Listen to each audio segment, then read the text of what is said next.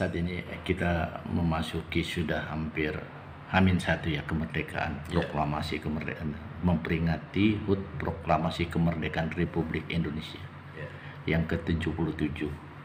Namun juga kita perlu kilas balik ke bawah, yang mana mengisi kemerdekaan itu tidak terlepas pendidikan. Pendidikan juga tidak terlepas daripada pengawasan, baik kebijakan apapun bentuknya.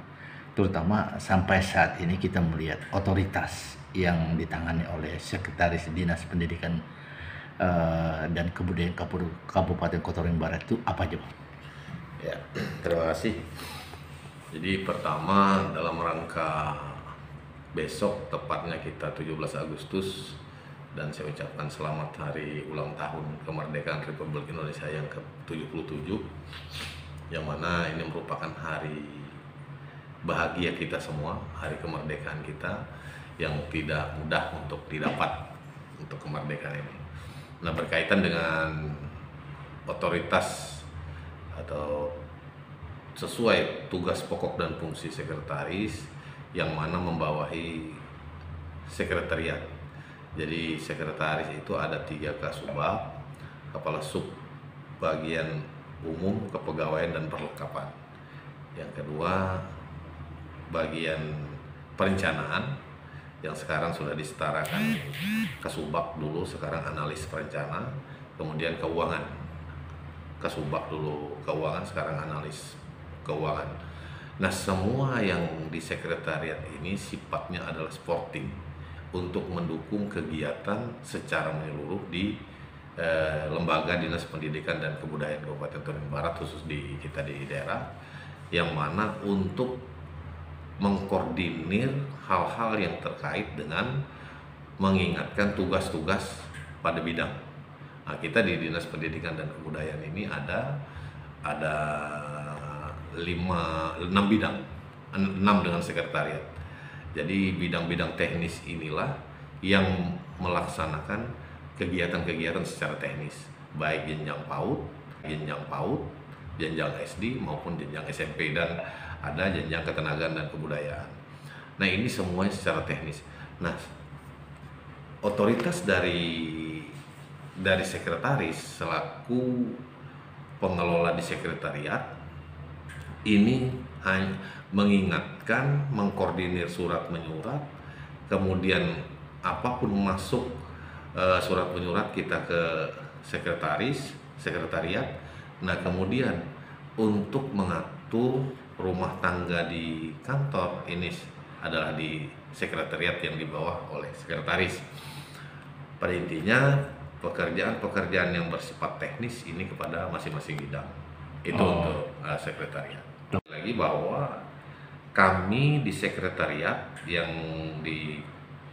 dikomandani atau dikoordinir oleh sekretaris itu sekali lagi sifatnya pendukung atau supporting dari kegiatan-kegiatan semua di dinas. Nah, tapi saya lihat tadi sedikit menyinggung ke desain perencanaan. Ya. Yang dimasuk dengan perencanaan itu apa aja itu? Oke.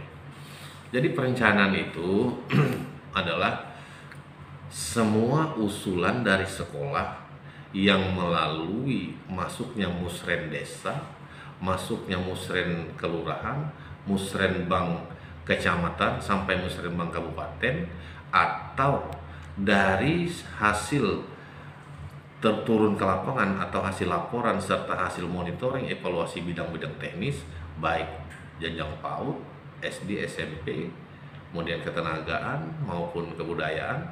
Apabila sudah semua ada bahan usulan baik dari tahapan musrenbang tadi, maka semuanya masuk ke perencanaan. Nah, perencanaan ini akan mengakumulasi semua usulan yang akan dibahas pada tingkat terakhir pembahasan. Ini di perencanaan. Nah, sedangkan di keuangan ini misalnya ada bidang PAUD, bidang SD, bidang SMP, dan bidang lain. Ada suatu kegiatan, misalnya kegiatan fisik atau non-fisik. Setelah selesai peng-SPJ-annya, maka bidang-bidang itu mengajukan ke keuangan untuk proses pencairan. Dan proses pencairan ini secara administrasi kita akan mengusulkan atau mengajukan selanjutnya kepada Badan Pengelola Keuangan Daerah. Ini ya diantara tugas di sekretariat. Tupoksinya gitu. Ya, tupoksinya. Bang, kalau kita melihat lagi ada beberapa hal yang sangat penting, misalkan dalam satu kegiatan teknis ya, yang mana satu pekerjaan misalkan fisik sarana prasarana ya. Iya.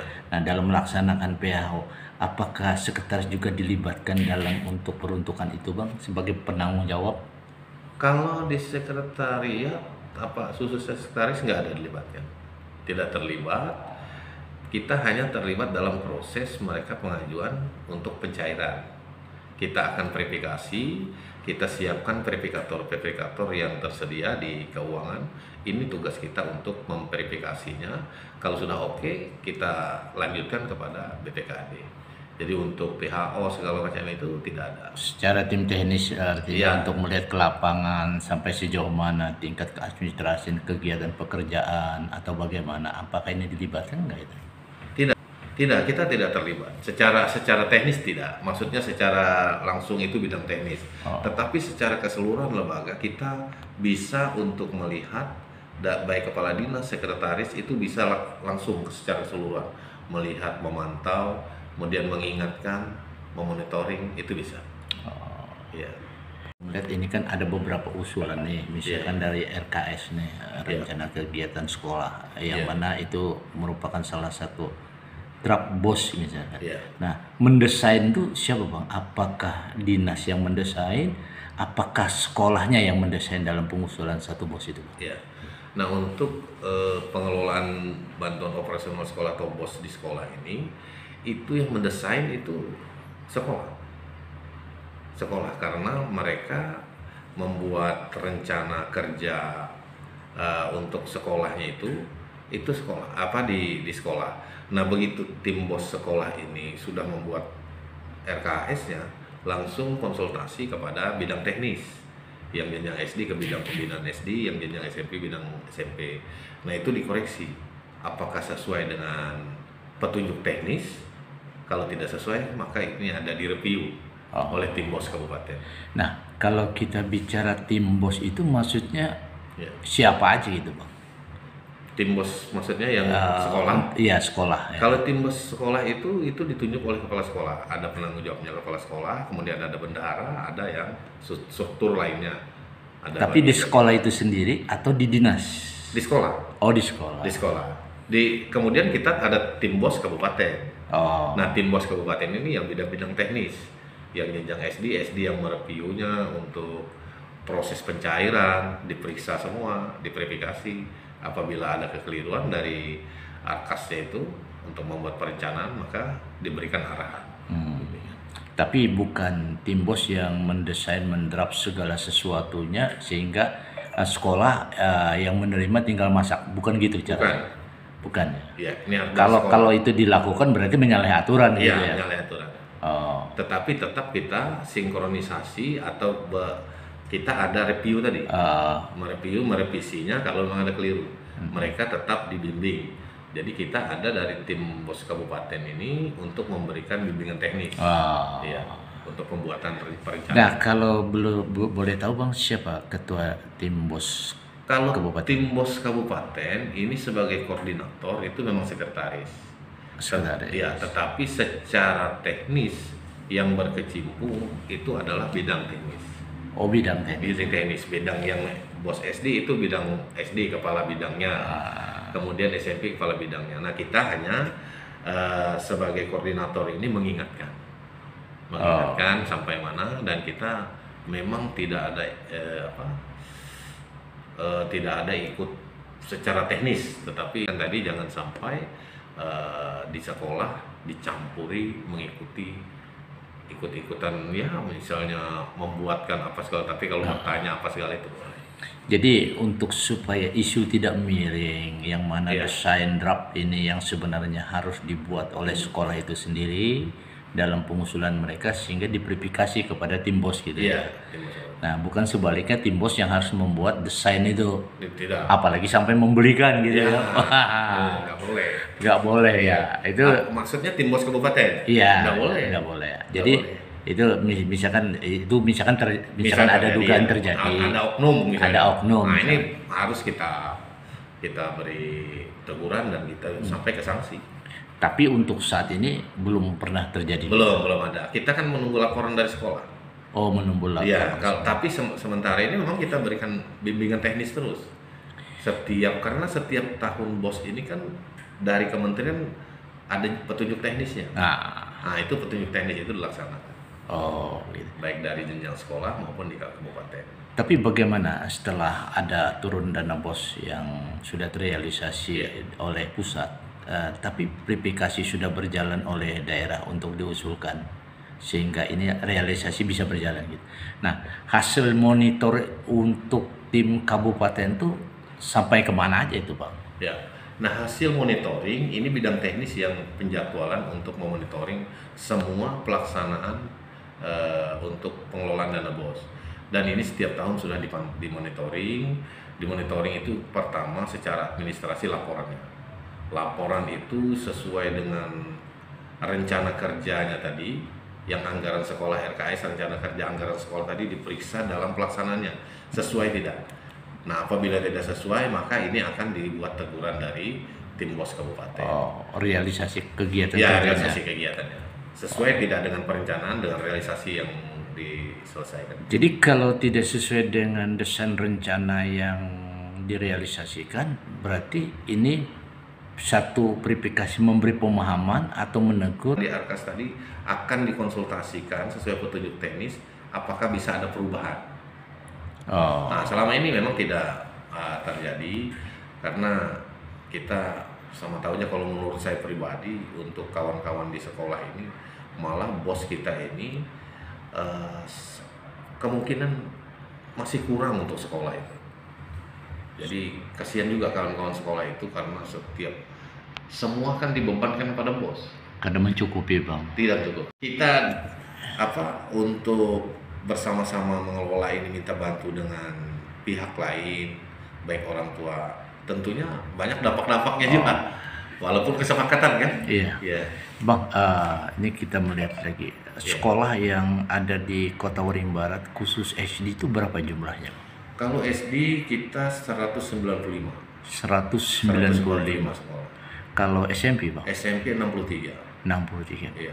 Nah, Bang, dari 195 SD itu, dari desain perencanaan BOS-nya itu apakah bervariasi atau memang sama, Bang, dari satu anggaran? Bervariasi. Ya, karena variasinya gini. Kenapa bervariasi baik perencanaan maupun pelaksanaannya? Karena penghitungan dana BOS itu per siswa yang didapat oleh sekolah. Hitungan per siswa. Tapi kalau dana BOS itu alokasinya untuk apa sebenarnya, Bang? Iya, untuk peningkatan mutu, untuk penyiapan alat-alat yang diperlukan di sekolah, dan untuk rehab kecil bisa. Sesuai petunjuk teknis yang dikeluarkan setiap pencairan setiap tahun. Jadi kita berdasarkan pelaksanaan di lapangan dan kita perencanaannya pun mengacu kepada petunjuk teknis. Gitu. Tapi petunjuk teknis itu kerangka acuannya apakah rekomendasi tim BOS daerah atau petunjuk pusat? Pusat. Tapi pusat dasar kerangka acuannya dari mana? Kembali kepada sekolahnya atau kepada daerah? Kepala sekolah. Kepala sekolah. Ya. Berarti usulannya? Usulan. Bukan, mereka begitu petunjuk teknis keluar, itu sekolah yang melaksanakan petunjuk teknis itu. Iya. Nah, karena di petunjuk teknis itu ada kewajiban sekolah, ada juga bagian tugas oleh tim kabupaten monitoring segala macam itu. Itu ya, Bang. Ya. Tapi dalam evaluasi pusat, koordinasinya apakah mereka langsung, karena ini menyangkut anggaran nih? Ya. Apakah koordinasi ke kabupaten aja, Bang? Kalau pusat itu melalui sistem. Melalui sistem. Semua kita, begitu mereka laporan, sudah disampaikan secara berjilid-jilid misalnya, juga melaporkan pakai sistem. Begitu di sistem ini belum dilaporkan, tidak bisa pencairan tahap berikutnya. Nah, itu yang apabila belum selesai laporannya, memang tahapan pemeriksaannya luar biasa. Nah, begitu akhir tahun kita diperiksa oleh baik irjen kementerian maupun oleh BPK untuk BOS. Tapi untuk sementara termasuk Bawasda arti ya, pengawasan daerah atau inspektorat daerah lah, itu juga melakukan evaluasi enggak Bang untuk kontrolnya di situ? Tetap melakukan evaluasi setiap tahun. Tiap tahun. Iya. Ya. Baik itu pembinaan maupun yang jelas evaluasi. Oh. Mungkin harapan ke depan Bang? Harapan kita terutama kepada ini menjelang besok bertepatan dengan 17 Agustus Hari Kemerdekaan Republik Indonesia yang ke-77, harapan kepada khusus insan-insan pendidikan dan pemerhati pendidikan, khususnya yang pengelola pendidikan di semua jenjang satuan pendidikan PAUD yang terdiri dari 188 lembaga, kemudian SD-nya 195, kemudian SMP-nya 63 ini, harapan kita baik dalam pelaksanaan tugas sebagai tugas pokok dan fungsi seorang tenaga pendidik ini akan menyampaikan pembelajaran baik etikanya maupun pada proses pembelajaran peningkatan mutunya.